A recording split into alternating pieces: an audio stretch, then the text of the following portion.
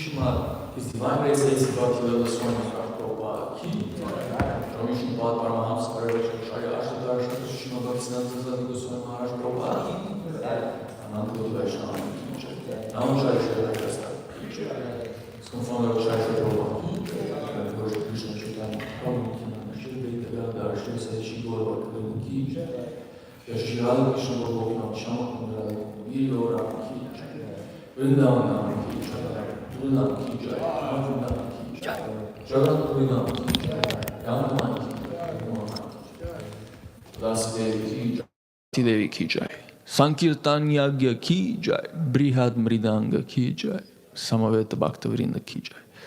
They Gaura Premanande, Hari Hari Bo, all glories to the Sam of the devotees, Hare Krishna, all glories to the Sam of the devotees, Hare Krishna, all glories to the Sam of the devotees, Hare Krishna, glories to His Divine Grace, A.C. Prabhupada ki jai. Yeah, Would be nicer. Om Asatoma Satkamaya. Om Namo Bhagavate Vasudevaya.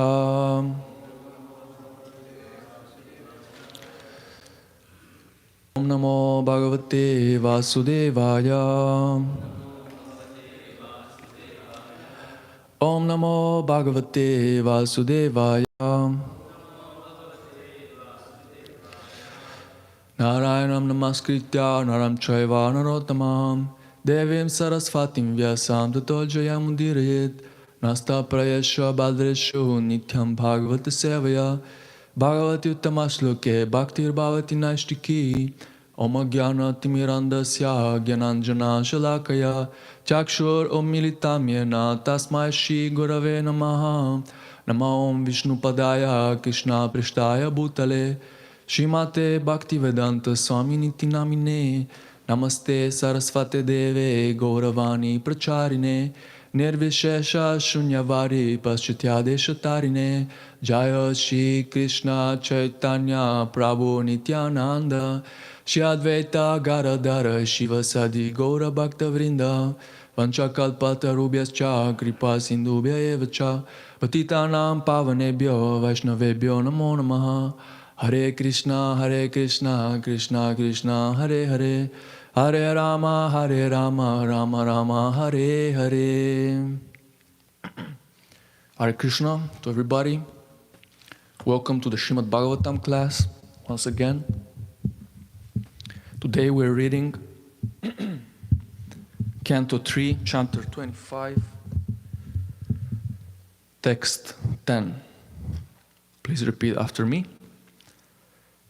Atame deva samoham aprakrashtum tvam arhashi yovagrahoham mametiti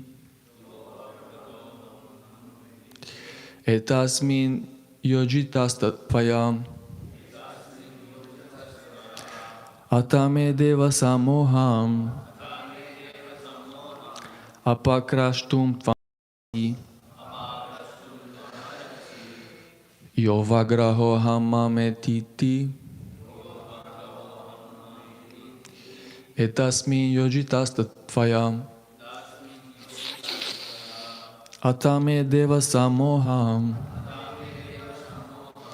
apakrashtum tvam arhasi yovagraho hamametiti etasmi yojitastvaya. Please repeat, gentlemen. Atame deva samoham apakrishtum tvamarhasi yovagraho hamametiti edasmi yojitastvaya. Atame deva samoham apakrishtum tvamarhasi yovagraho hamameti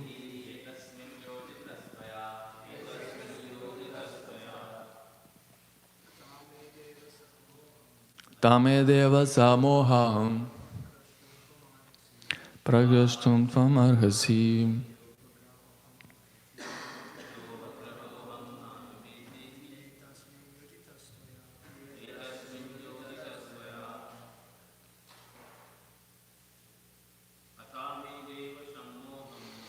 Tame deva samoham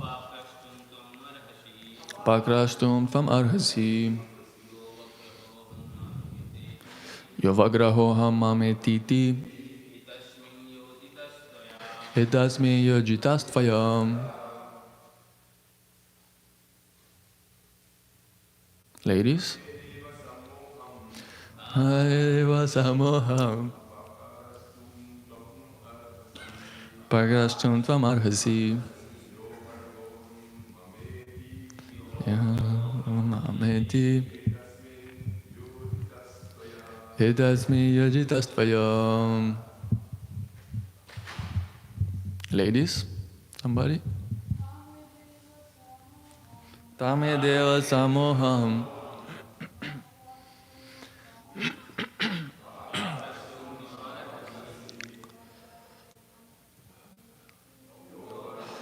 Kamameti Edasme yajitastvayo. Translation. Ata now te my Deva, O Lord, samoham, delusion, apakrastum, to dispel, fam, you, arhasi, be pleased, ya, which, avagraha, misconception, aham, I, mama, mine, iti, thus,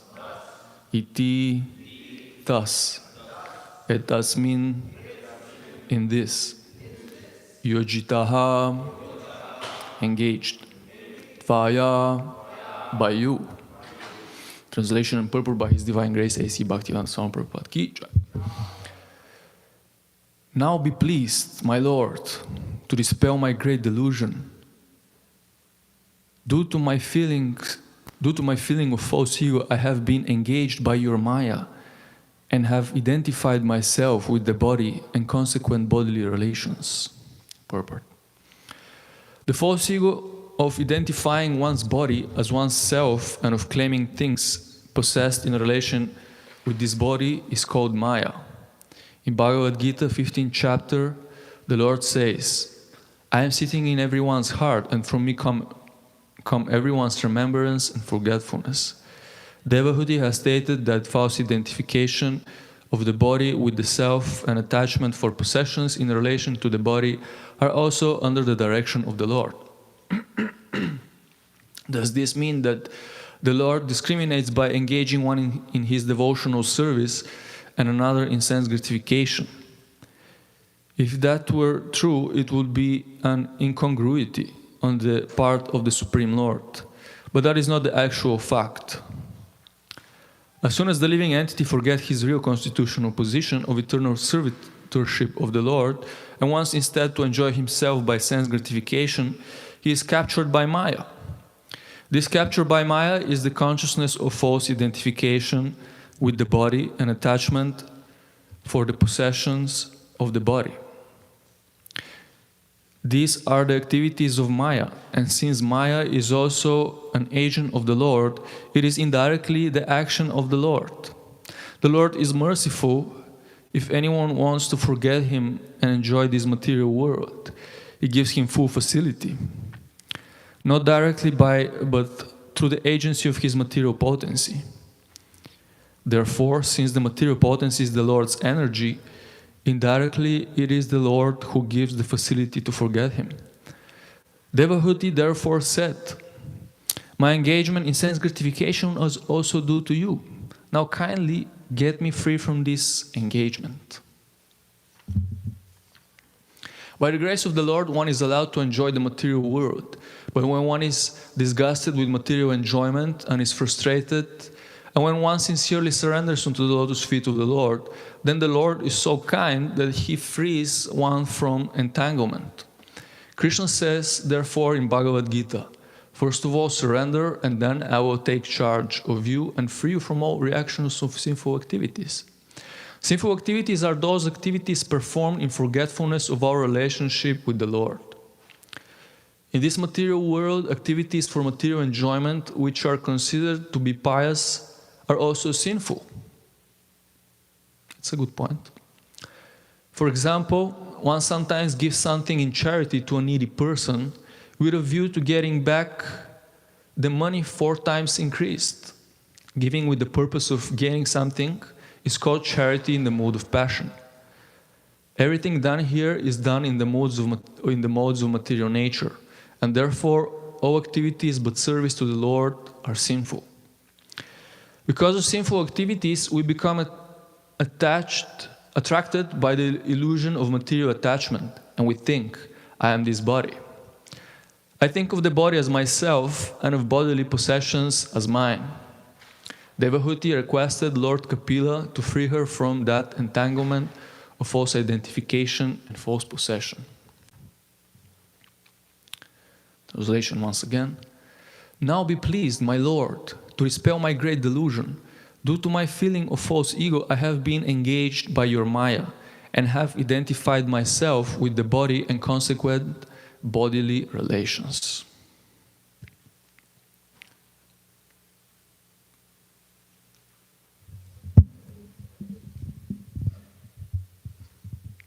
So there is a recurrent question of why God has allowed us to come into this world and to experience suffering if God loves us. Why?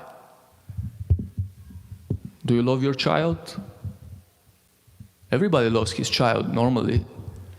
So why would you like your children to experience pain, suffering, so many varieties of hellish existence in this world? It's endless. We can see the facility for enjoyment.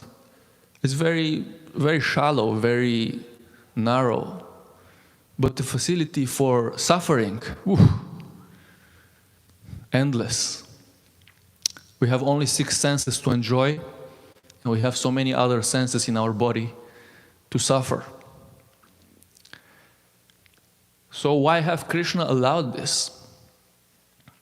And ultimately, the revelation of the Vedic philosophy is that actually we are the culprits. We're the architect of our own suffering. We have come to this world because of our own sweet will. And but why Krishna has allowed that? Prabhupada explains many times. Mischievous child, you know, what can you do? The child wants to go to the dark, and the father says, don't go there, you'll fall down. Or the wolf will come, will eat you. But no, the child says, no, I want to go there. No, don't go there. Understand that there is a hole there, you will fall into the hole. You hurt yourself, there is fire, you burn yourself. But the child is, no, I want to experiment, I want to go, I want. And then what can you do? You cannot force him. There is not a question of love. If Krishna forces us to love him, then we'll be prisoners. We'll be like robots. So we have decided to go out and explore, to go down the rabbit hole and check it out. And that's why we're here. That's why we're struggling so much now and we want to go back. And in essence, basically what happens is that because we want this, Krishna is giving us facility. Why? Because this is our desire. And Krishna, out of love, is fulfilling our desire, even though it's not the best thing for us. But what can he do? You know, if we are stubborn, then, you know, go for it. What can you do? And then when you understand that it's not the real thing, when you understand that you're fish out of the water, because the fish cannot live out of the water, then you will reconsider your future decisions. And therefore, come back to the original shelter of Krishna. And Krishna is always open to give this shelter. He's always there, sending us agents, books, hints, omens. Everything that is happening in our life, everything is designed. Krishna is very artistical, very expert. He knows how to canvas us slowly. And so he has built this world for us to forget him. Imagine how much it is actually difficult to forget God. This complex machine, this world of Maya. Devidam, the world of illusion. So much, the three modes of material nature, all the elements and the demigods, Yamaraj, the Yamadutas, and all the elements, and so much information, and so many bodies, 8,400,000 types of bodies, and so many frequencies, 5G, 6G, so many different types of mentalities. Such a complex, it's like the Matrix, just like in the film, The Matrix. They're showing an example. But this is the real Matrix. It's much more, it's perfectly imperfect. It's designed to make us understand that this is imperfection and we cannot exist here because we are perfect living beings, actually, in our original constitutional position. And he has done that just for us to go out and play, just for our own satisfaction. He has devised all these things, all these nice things that these are our toys, basically. Our cars, our families, our paper, notes, we call money, the golden things, silver things, all these things he has given us to play. Because he loves us. That's why. So we have to really understand this point, because otherwise we will be ungrateful and we won't connect the dots. We will always blame Krishna. We will always be angry at him. Oh, Krishna, why are you allowing all these things to happen to me? Why this person said that to me? Why the temple president is giving me so much service? Why this? Why that? Why can't it just be easier, Why do I have to suffer? But we have to understand our mistake, and we have to take up the process. We have to take the medicine, which it's bitter, What to do? That's how, when you get sick, that's how you get healed. You have to get some bitter medicine. And we want many things, and Krishna may give the things that we want. He might not give the things that we want, but in the end, Krishna will give us what we need, ultimately.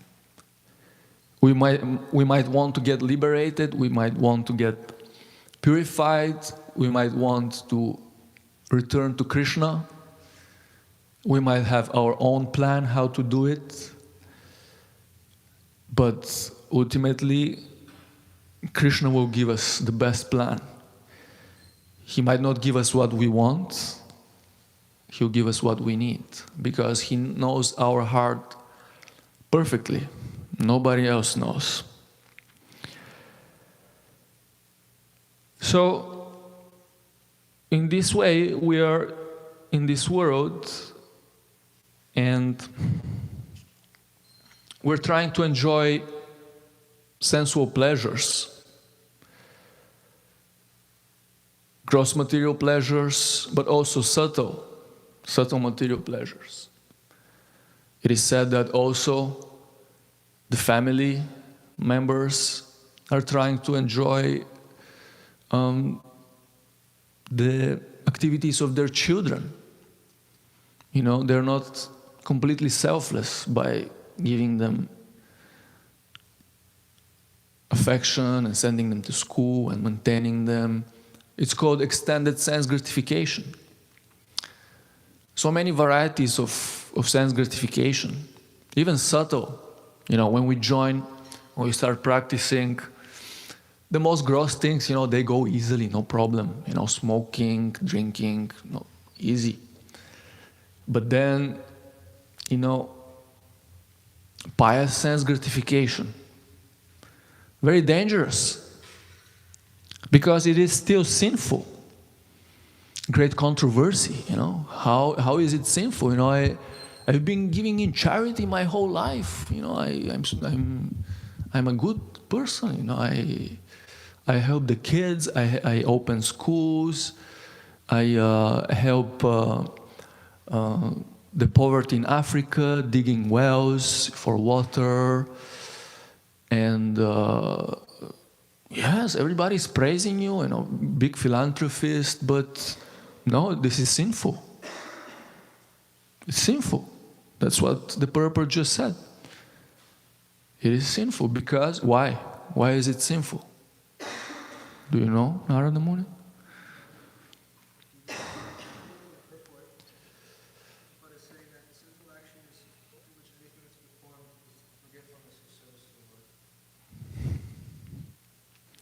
Forgetfulness of service to the Lord. Good point. And why do we have forgetfulness of the service of the Lord? Because aham mameti, me and mine. Me, mine, my problems, my this, my house, my family, and mine. Because this is my body, this is my reality. I am God, ultimately.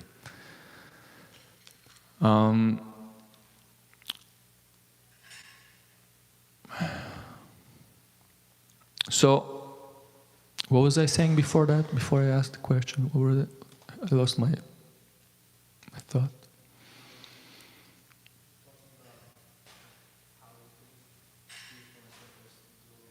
Yes, because this is it is also selfish. Because one is doing that for self-aggrandizement, to have adoration by the public. It's a subtle sexual desire to be unique, actually. A desire to be unique, to have a unique style, to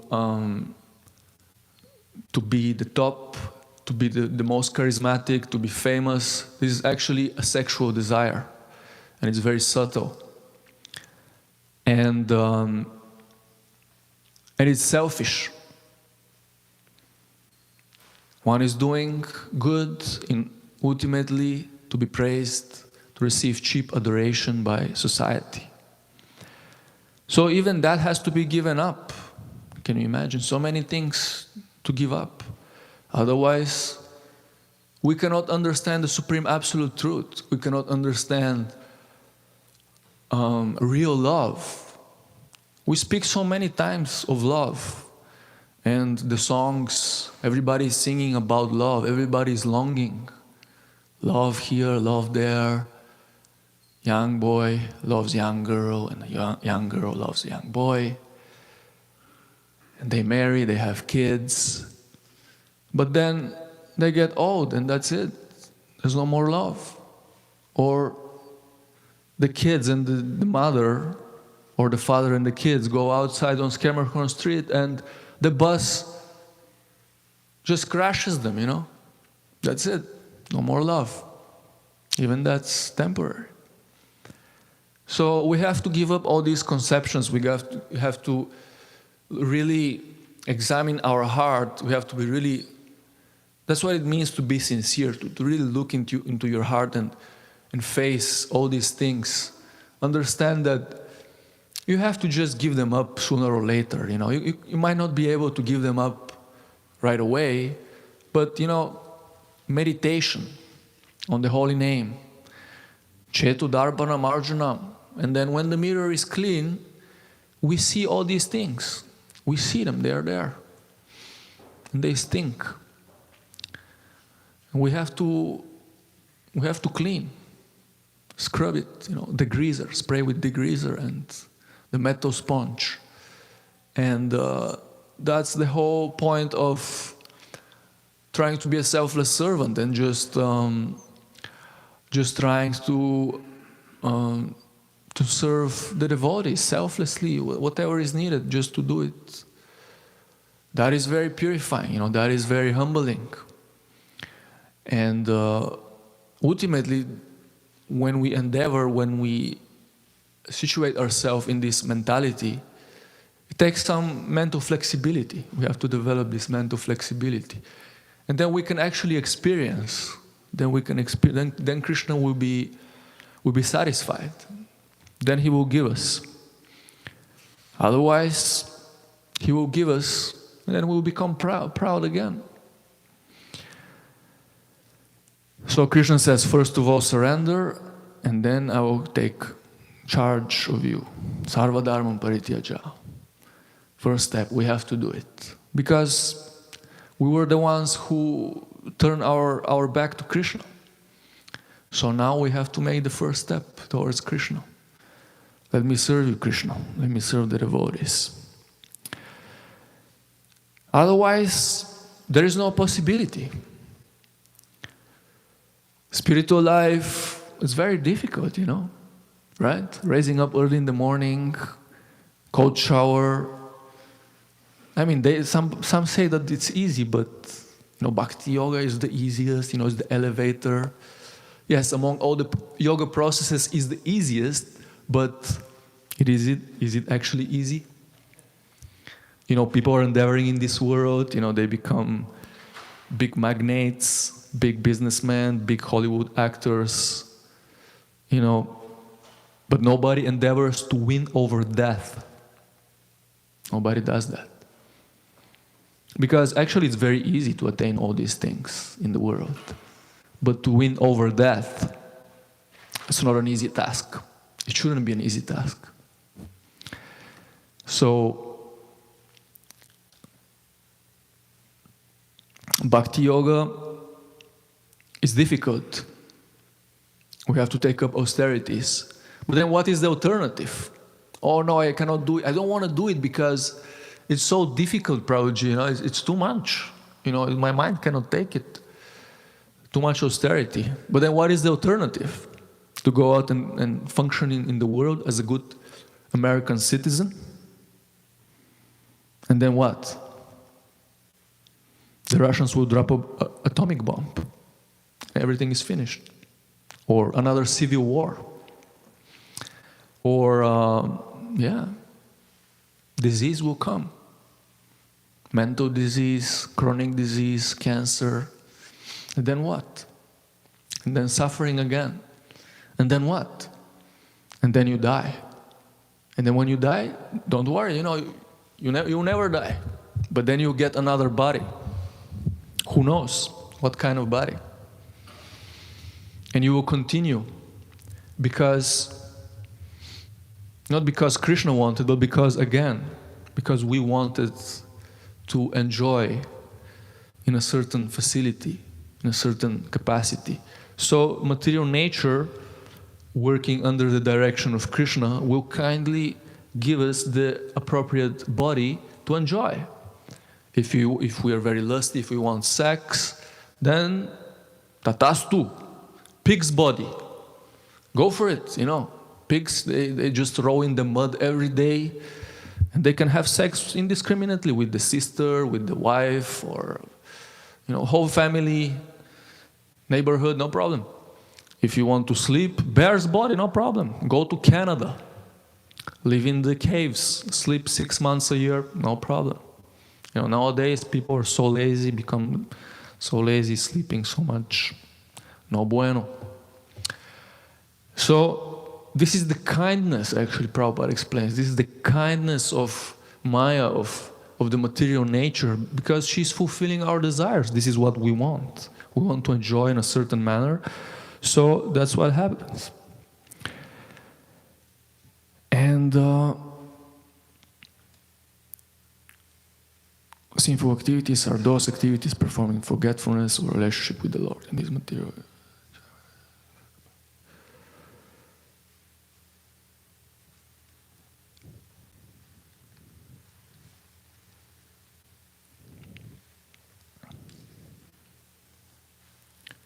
Because of sinful activities, we become attracted by the illusion of material attachment, and we think, I am this body, I think of the body as myself, and of bodily possessions as mine. Devahudi requested Lord Kapila to free her from that entanglement of false identification and false possession. Yes, so we have to develop this humble state of mind, this prayerful mood. That's why we come every morning to the temple together, because when it's done together, it's more powerful, and therefore Sankirtan. And when we do it in front of the Lord, in front of the deities, when we sincerely pray. Prabhupada once was asked, Prabhupada, how is it possible that you never fall down? And Prabhupada responded, yes, I never fall down because I'm always praying to not fall down.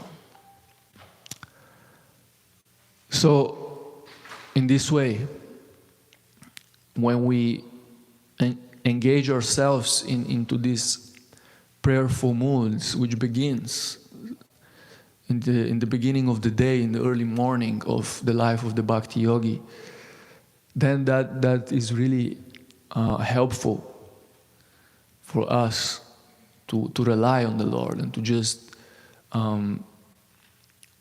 abandon ourselves to the instructions of the scriptures and of the spiritual master. And then, by doing that, by simply engaging, trying again and again, because the mind is so much contaminated by billions of birds, so we have to try again and again. We'll fall down again and again, and we have to pray again and again. The hammering technique, Prabhupada called it, hammering again and again, little by little. Perseverance, utsaha nishchayat dairat, with enthusiasm and patience.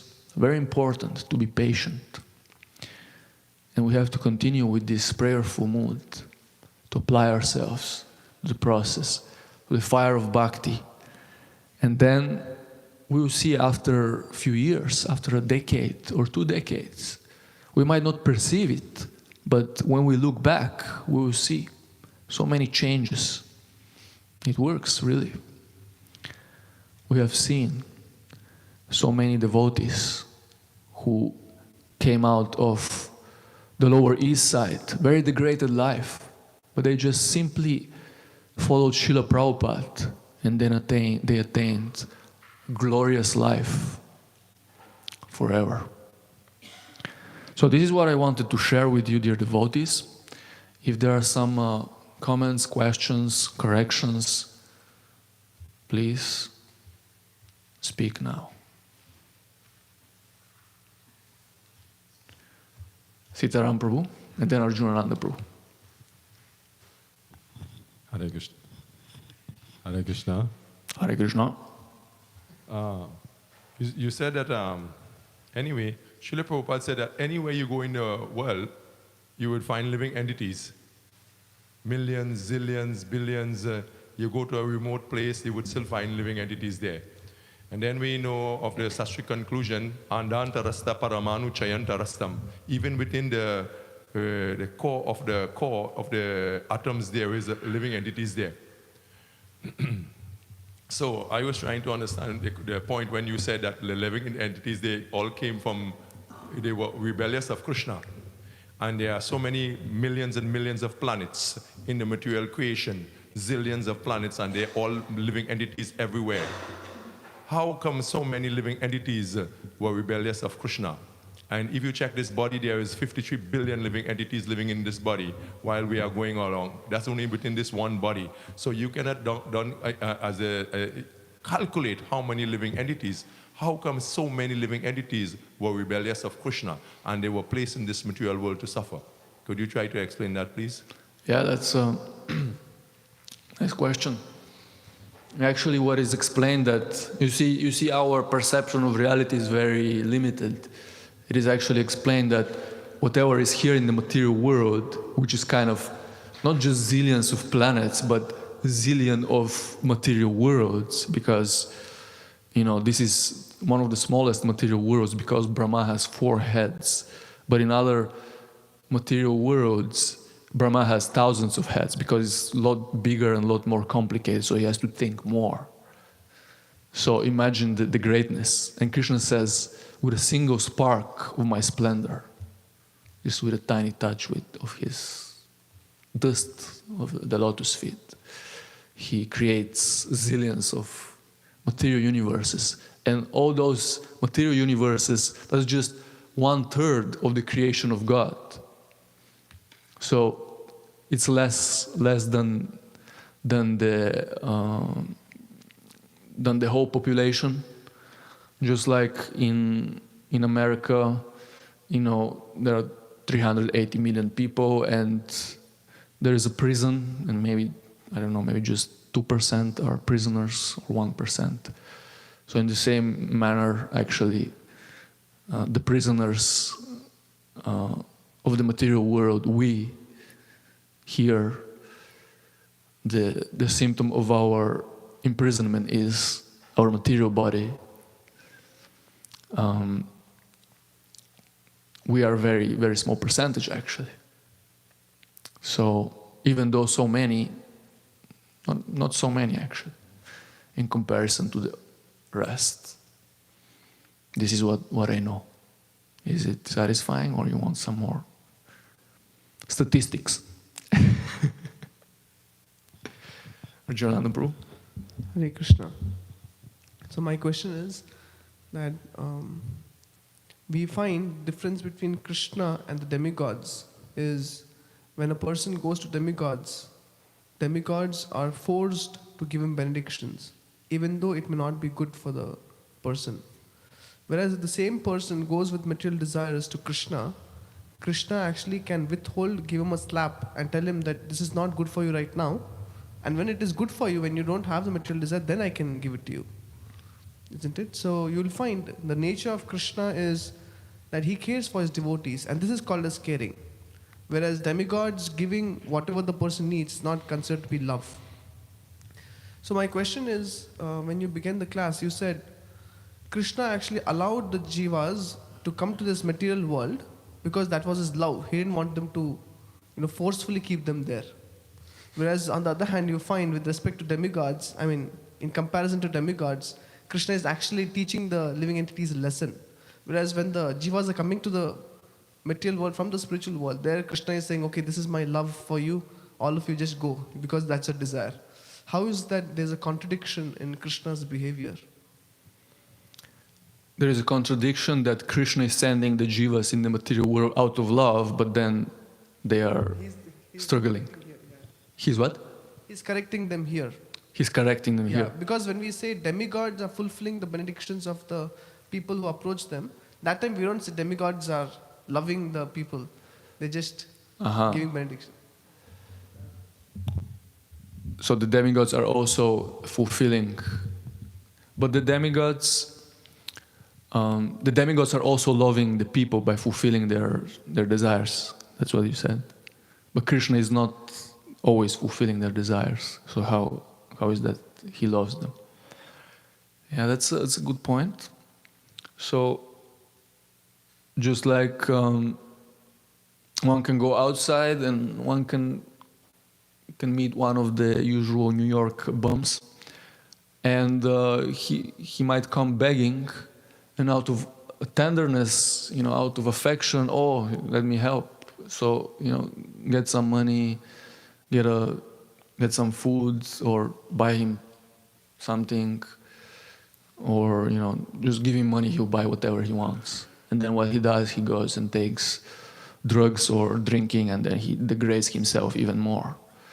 So that's usually what happens when demigod worship is there. Just like there is that example of when Shiva gave the blessings of that to that demon. What was his name?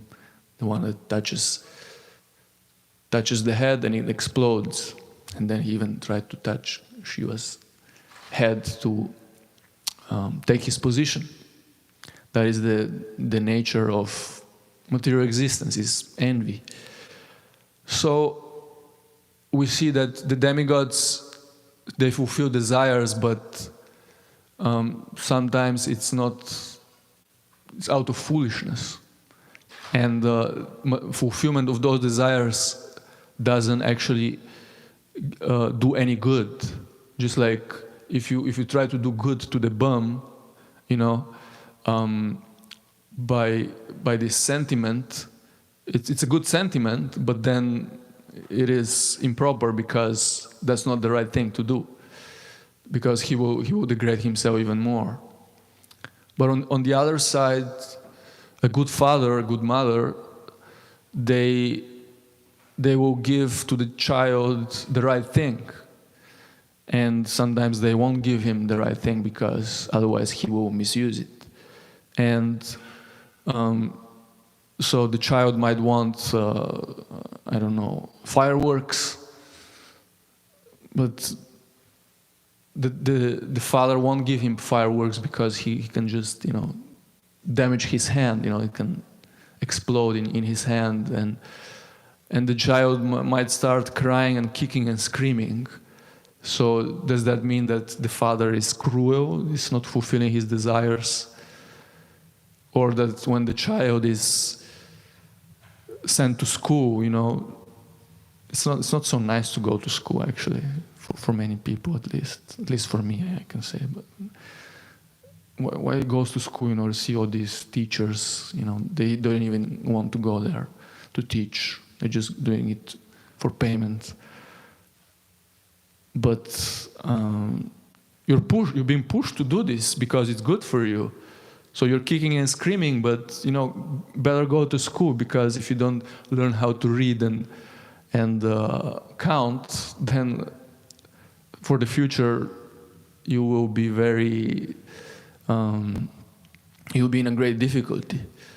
So in this way, many times we might not see the immediate benefit, but Krishna, he's the supremely intelligent. He's the supreme intelligent being, so he knows best.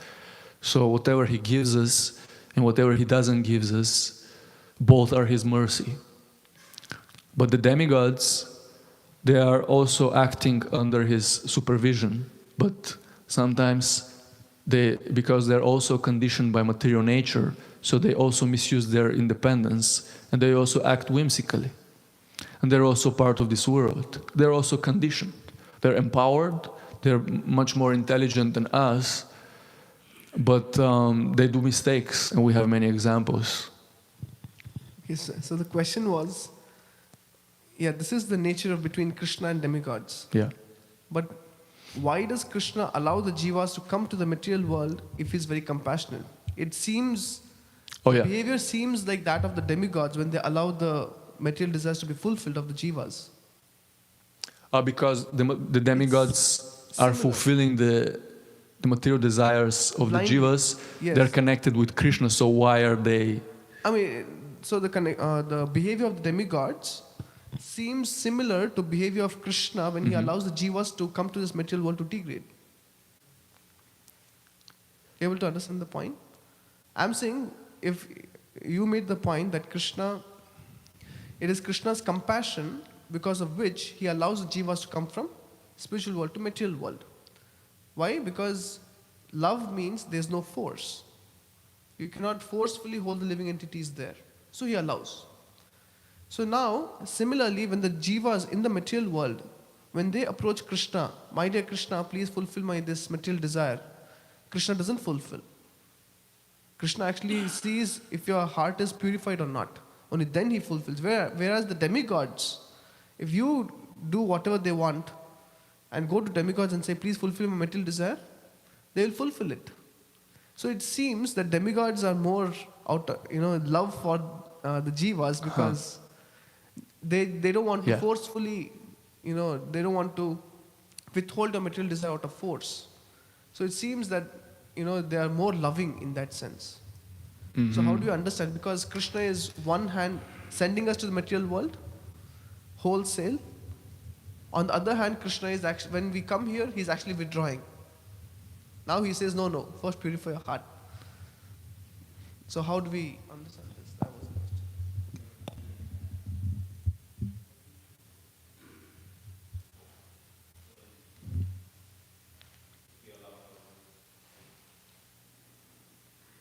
Bhagavad Gita, Krishna says that if a living entity desires to worship... If what? If a living entity desires to worship a demigod, I sanction. So even to go to a demigod is sanctioned by Krishna. He's a supreme sanctioning authority. So as you said, he is under control.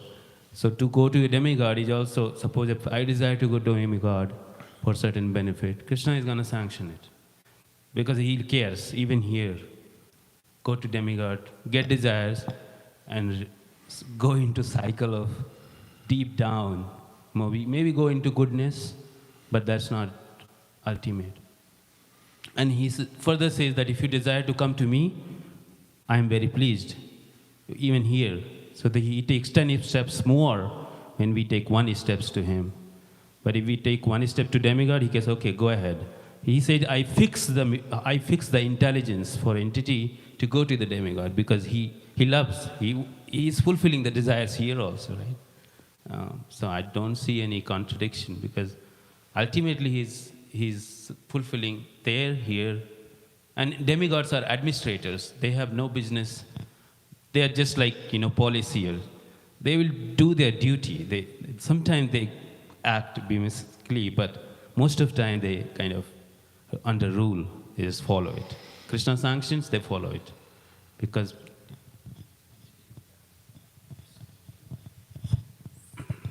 Hare Krishna, I think this actually furthers Arjunananda's point. Because if Krishna is so compassionate, then why is he allowing us to approach the demigods in the first place? If he's letting us come to the material world out of us filling our desires, then he just leaves us to the demigods to fulfill all of our desires, but then he doesn't fulfill all of them. Is that, Arjuna, I think that's what you were going for, right? So it seems contradictory. Well, it appears contradictory, but the point is here explained in the purport that by fulfilling our desires, the demigods, we're getting frustrated ultimately, because one cannot be happy by temporary material pleasure. And so that's actually beneficial. It is said that the devotees of Shiva are very opulent, because Shiva easily gives opulence, he gives money.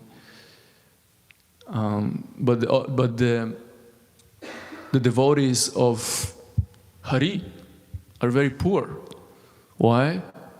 Because Hari takes everything. So poor Brahmanas, the poor Babajis in Vrindavan. Krishna takes everything till the last, until he takes our heart even. But on the other side, Shiva will give, and then that person will come to the point where he will get so saturated and then fall down from his position out of false pride. That is my understanding. Is it hitting the point? Or you want to...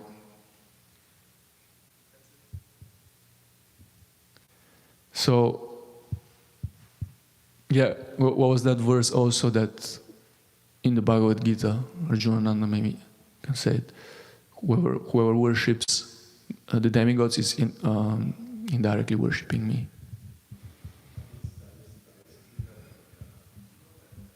Our Shastravit knows. Yeah, so behind every movement, behind every living entity in this world. Paramatma is there, upadrastanumanta. So Krishna is sanctioning ultimately everything. And he created this world for us to enjoy, but actually it is stated that it is a world for us to rectify, for us to come to so-called enjoy, because it's not an actual enjoyment, it's all suffering. From the absolute perspective, even the happiness in this world is chapala sukha, is ephemeral. So it is given, it's a chance for us to get rectified and go back. So if there are no other burning questions, we'll end it up here because it's 9.1 at 01, and Abhi, all of you? Okay. Like Hare Krishna, I just wanted to complete the question, like what Prabhuji said. I just want to add one part. Maybe according to what I understood. So the question was incomplete? No. The question was not incomplete. I think the topic of discussion, maybe we are only considering one aspect of Krishna fulfilling the desires. But the other aspect of the jiva coming to the material world is the envious nature and the offensive behavior. Second? The envious nature of the jiva and the offensive behavior. So when it comes to fulfilling desires, Krishna also sees the offensive. If it comes to offensive nature, Krishna always prioritizes his devotees. If any offense is caused to his devotees, more prioritized to any other thing. So obviously and the first and foremost case of falling down for any jiva is the offensive towards other Vaishnavas. So in spiritual world, that's one of the major reason which is why we will be in the material world is, I think, apart from that's also because of the envious nature. So envious nature and offensive behavior are two important aspects which Krishna considers while allowing that to happen. But when fulfilling desires here also, he also considers those two aspects. So maybe that's why it's not a contradiction, but it's just an incomplete aspect which we're considering while Krishna sending us back to material world. Because we're not considering our offenses towards other Vaishnavas or towards Krishna or other spiritual entities, is what I think. Is the completion, is what I think. It could be other things as well, but in the discussion when we think about fulfilling desires, coming back is not just a desire, it is also our nature of this thing. So these two things I think we have to consider while is what I think. Dhanyavad. Grantharaj Śrimad Bhāgavatam ki jai. Śrīla Prabhupada ki jai.